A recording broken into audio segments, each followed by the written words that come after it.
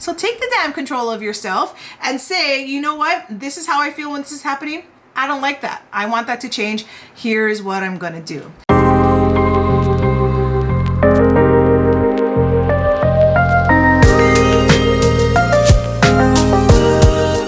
Welcome back to the channel, everyone.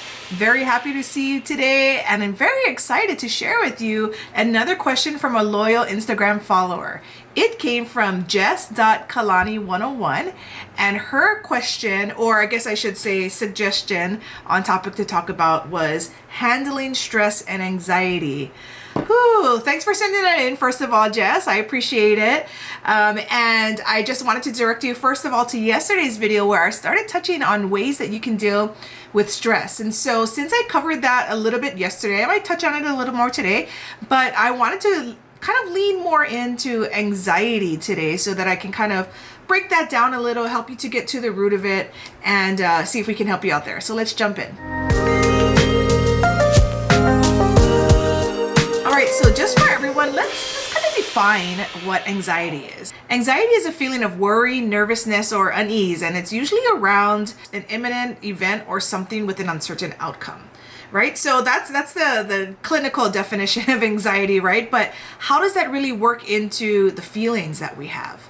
Well, one of the things that you're going to see me as a constant loop talk about is getting to the root of who you are, right? That's why I really push personal development and really kind of diving into the roots of who you are personality wise, what your blueprint is, and I'll talk about that later. It's one of the things that I work on with my clients in my Audacity Academy, and it really helps them to get to the root of who they are so they can really have that happy and joyful life. But when something like anxiety creeps in, it can really feel debilitating and almost stop you from doing what would be a normal life for you, right? So let's just kind of dive into talk about what it is, how to deal with it, maybe ways to prevent it. And I'm going to share with you a little story at the end, personal story. All right, so if we're just talking about anxiety, there's generalized anxiety, there's social anxiety, right? And that's going to be more like in settings where there's going to be a lot of people around you. There are phobias, right? Those are all types of anxiety. All the different types of phobias that you have, that are out there, those all fall under the umbrella of anxiety. And of course, many of us understand and know separation anxiety, very familiar with parents who have children who are now maybe getting ready to go to school, or even animals. Animals get separation anxiety. They can bark in the house all day when you're gone, and you would never know unless your complaining neighbor came over and told you how long they're barking all day, right? So these are different types of anxiety that we have, that people experience. So let's talk about how anxiety shows up in your life. Now, the thing with anxiety, for some people, it can be kind of a very minor undertow in their life where it just kind of happens situationally. Like maybe you are in a big conference, right? And having a great time, taking in all the knowledge, and all of a sudden, the speaker is like, all right, guys, get in the group with 4 people and create a group now. And I want you folks to give each other your business cards, and all that stuff that comes with it. People that I know with anxiety, they immediately have to use the bathroom, or they're out of the room. They're like bolting away from the crowd, right? Because just that small little interaction with a group of 4, even 3 or 4, even just one new person, sometimes, especially socially, can just throw somebody off. Another way that anxiety shows up in your life is socially, right? Oh, pandemic announced last year in 2020. You're like, oh, hallelujah, this is my dream. But then what happened was, after it went on for like the months, and it continues to go on till today, some people have been in it so long that now the anxiety is creeping up about, when is it going to end? Am I ever going to get back to normal? Like new anxious feelings start to arise. So that's why understanding what the root of your anxiety is can be really, really helpful in dealing with it. Now, there's a couple of ways that you can deal with it, but here's some ways that I just want to share with you because I think this is just responsible of me to do, is like when anxiety is affecting your life, right? Because we all as humans have anxious moments. That's just normal. So it's when it goes up a level, right? The question is, when should you see a doctor? At what level is it at when I should actually seek professional help? So here's a couple of ways, a couple of times when you should see a doctor, all right? Number 1, you feel like you're worrying too much, and now it's starting to affect your relationships, your work, or other aspects of your life. Number 2, it's upsetting you and it's really difficult to control. Number 3, you feel depressed or now have drug or alcohol abuse issues that now are feeding into other potential mental issues that are becoming out of your control as well. Number 4, maybe it could be something where you feel like it might be linked to an actual physical problem going on in your body. And this one, most important of all, this one I am drop dead serious about. If you are having any type of suicidal thoughts or behaviors, like, shut this video down, press stop, seek emergency help. Even if it's just getting to an emergency room, it's really important that you seek help for these things, because when you start getting to that side of things, you've gone deeper than maybe you'll be able to help yourself out with. You are going to need outside external help. So if you are having any type of suicidal thoughts or behavior, seek emergency help now. I also want to add, if you are not at the level of, emergency type of anxiety levels, but you still have anxiety, it's great for you to reach out. Like, I almost suggest, like, if you feel it, don't wait for it to get to that point in order to reach out. Reach out now. And for some of you, because you have anxiety, it might be difficult for you to reach out. So wherever it's comfortable, even if it's in a Reddit group, even if it is, to like your best friend who doesn't live near you anymore, but you can see them on Zoom or have a phone call with them, right? A family member, maybe even somebody who is a complete stranger who you call into a hotline. And of course, your doctor is a great source of help for you. The point is, reach out, because there are so many people who are able to help you, but also there are so many people who are going through the same thing as you. And so to find people who have, relatable feelings to you might be helpful. It makes you feel less alone, and then therefore more apt to get the help that you need. Now, there's 3 things that I wanted to talk with you about regarding prevention of anxiety, okay? And like I said, again, it's part of the human emotional roller coaster that we just have every day as humans. But there are things that you can do, 3 things that I'm going to talk about here, that really kind of help you to prevent or dissipate the amount of anxiety that you have in your life. Number 1, get help early. But the fact that you even sent in this question, or the fact that this question is coming up, is a cue from your mind, your body, spirit, whatever. Something is cueing you to say, look at this, right? So get the help, reach out. Number 2, stay active. That doesn't necessarily mean exercise. Now, for some people, that means exercise, right? But it could just mean doing activities that you enjoy and make you feel good, doing it with people, with or without people who you enjoy having conversation with and make you feel good. That can really take your mind off of the worries that are causing the anxiety. That's a great thing to do, is to stay active. And lastly, avoid drug or alcohol use. I touched on this a little earlier, but sometimes if you do have substance abuse problems and you feel like you need to quit, it's not helping you, you could actually get anxiety from the fear of, what if I quit? Then I'll really have bigger problems, right? And then you just really kind of compounded your anxiety issues. So if it's at that point, that is definitely a sign that it's time to reach out for help, whether it's through your doctor, through some kind of support group, online or in person. Or like I said earlier, just reaching out to a friend, somebody who like and trust. It really has to be someone who you're comfortable with. I've talked about therapy for at least the last 15 years. I am a stellar believer in it. But one of the biggest things that I talk about when I suggest it to people or ask them if they're open to it is, when you're looking for a therapist, it's super, super important that you find someone who you're comfortable with, which means that you might have to talk to like 4 to 10 people in order to land on the person who you feel comfortable with. Because remember, therapy isn't about the therapist. Therapy is about you. And so you want to make sure that you put yourself in a space where you're going to get the best help that you have. But if you are feeling self-conscious, if you feel like the therapist is judging you, if you feel like the therapist, doesn't get you culturally or, or as a gender or however, if on any level you don't feel like they don't get you, that is not a good therapist for you. And there will be one. It just takes work on your part. That's the work you're going to have to put in. But when you find one, hitting that sweet spot is nice. It just really makes things flow in your life. So definitely seek out, if you do seek out therapy, take the time to find somebody who fits, and don't feel bad